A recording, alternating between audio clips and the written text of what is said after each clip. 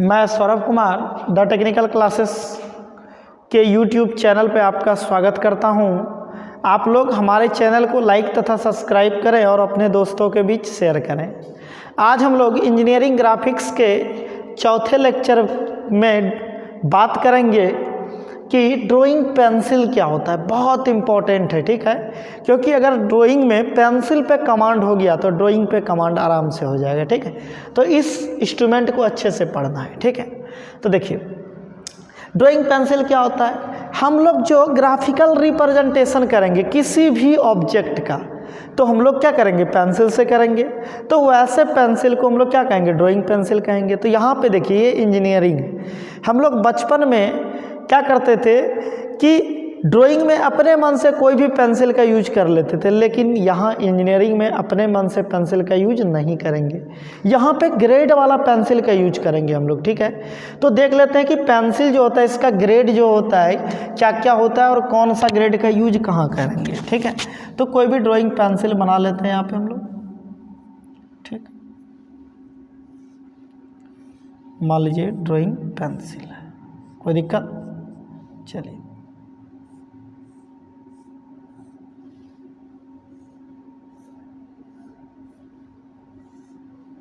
Drawing pencil, तो हम लोग जो पेंसिल यूज करते थे बचपन में वो पेंसिल यहाँ यूज नहीं होता, यहाँ ग्रेड वाला पेंसिल होता है, कोई दिक्कत। तो यहाँ पे ग्रेड लिखा रहता है, यहाँ पे क्या होता है, ग्रेड रहता है। तो ये ग्रेड जो होता है दो प्रकार का जनरली हम लोग इंजीनियरिंग में यूज करते हैं।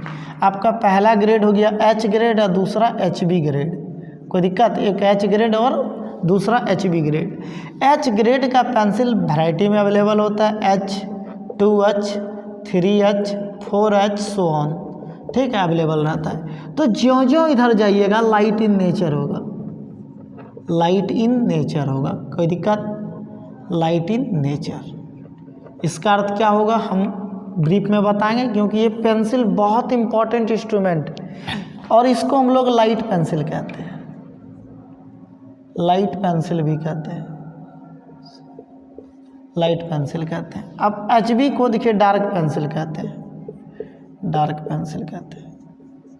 इसमें एक्स्ट्रा डार्क भी आता है, लेकिन आपको प्लेन लेना है, सिर्फ HB, इसको डार्क पेंसिल कहते हैं। और देखिए H ग्रेड में जो जो आगे जाइएगा लाइट इन नेचर होगा। इसका अर्थ क्या हुआ कि यदि आप H पेंसिल से कहीं स्केच कर रहे हैं तो और 2H से स्केच कर रहे हैं तो 2H से जो H होगा वो ज़्यादा डार्क होगा, मतलब ज्यों ज्यों इधर जाइएगा त्यों त्यों लाइट इन नेचर होगा, कोई दिक्कत है। अगला बात, तो ये H ग्रेड में कौन सा पेंसिल यूज करेंगे। HB में तो फिक्स है ये वाला पेंसिल, सिर्फ HB एक आता है एक्स्ट्रा, एक आता है प्लेन, तो हम लोग प्लेन HB का यूज करेंगे। अब 4H में H ग्रेड में 4H का यूज करेंगे। H ग्रेड में किसका यूज करेंगे, 4H। बस दो ही पेंसिल का यूज करेंगे, पूरा ग्राफिकल रिप्रेजेंटेशन कंप्लीट कर लेंगे। हम लोग जो इसको यूज करेंगे H ग्रेड में किसको करेंगे, 4H को, और HB ग्रेड में HB को, ठीक है।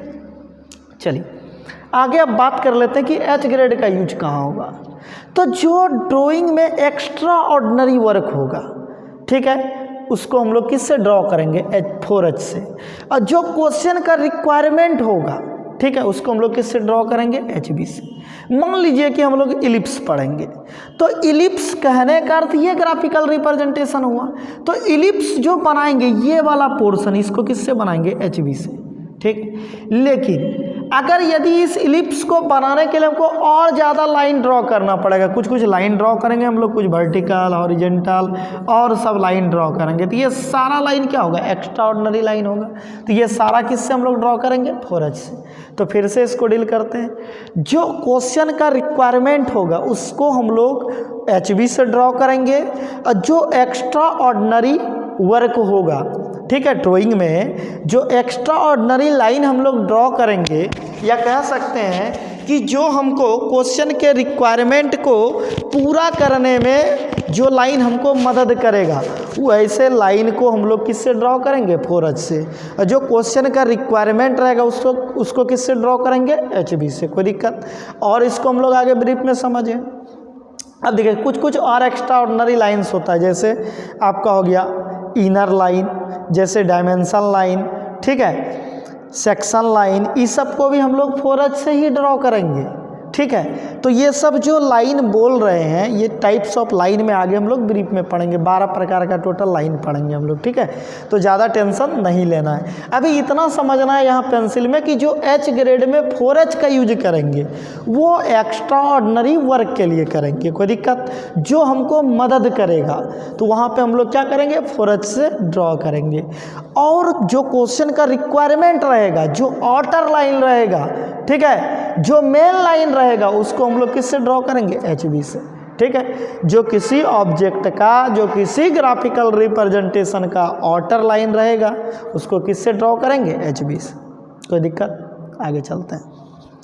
आगे यही सब लिखे होंगे, नीचे देख लेते हैं। देखिए ये आपका पेंसिल है, यहाँ पे लिखे होंगे टाइप्स ऑफ पेंसिल यूज जो करते हैं, देख लीजिए, मिटा लेते हैं इसको।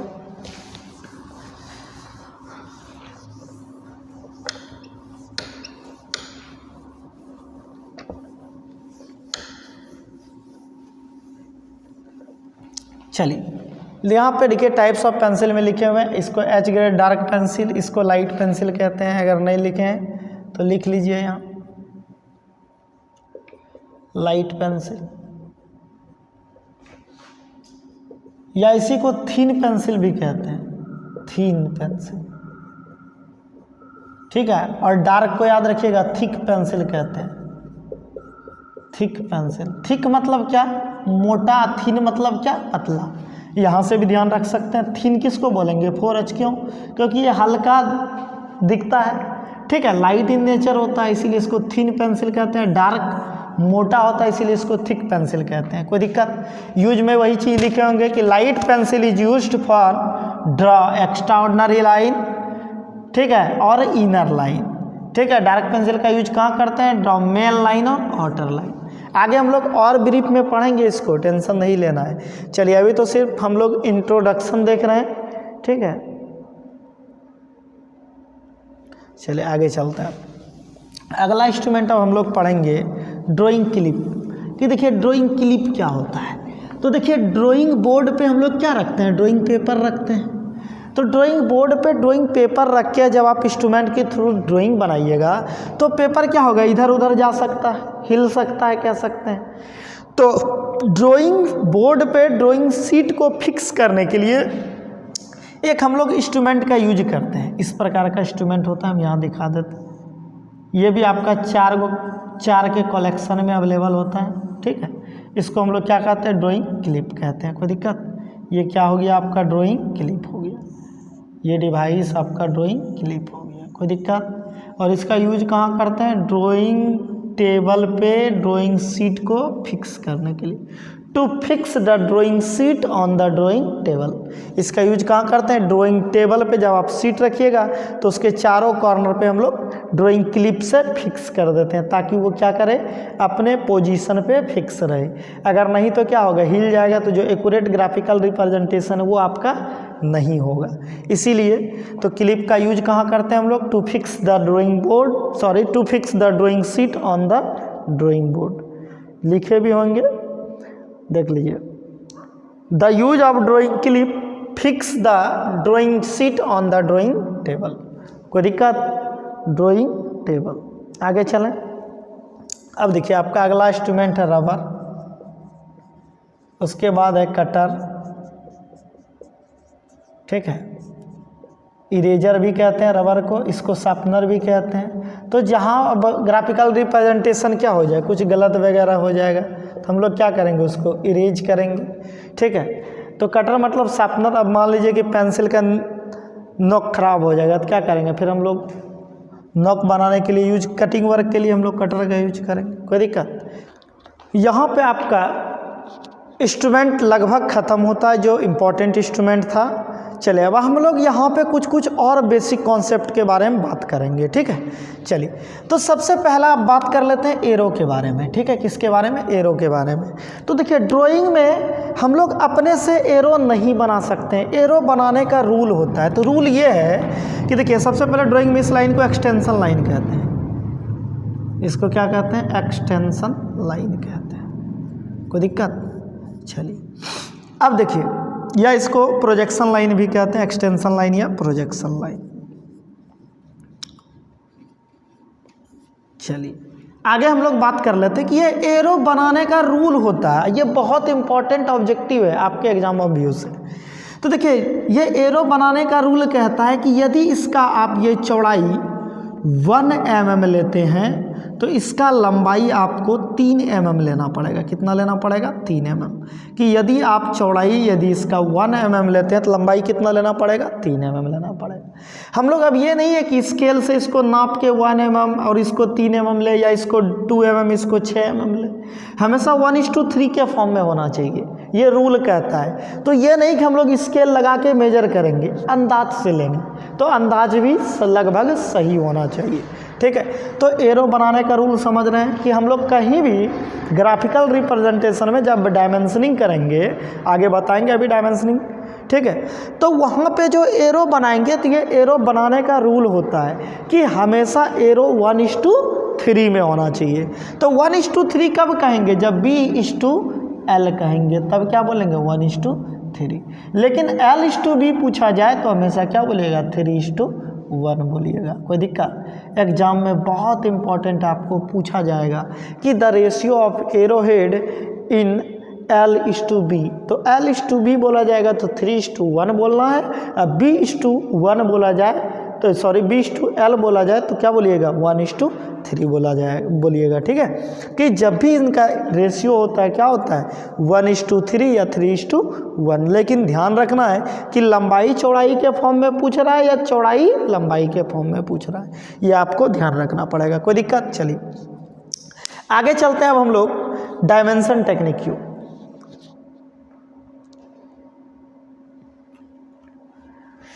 देखिए डायमेंशन टेक्निक क्यू को अब समझते हैं हम लोग।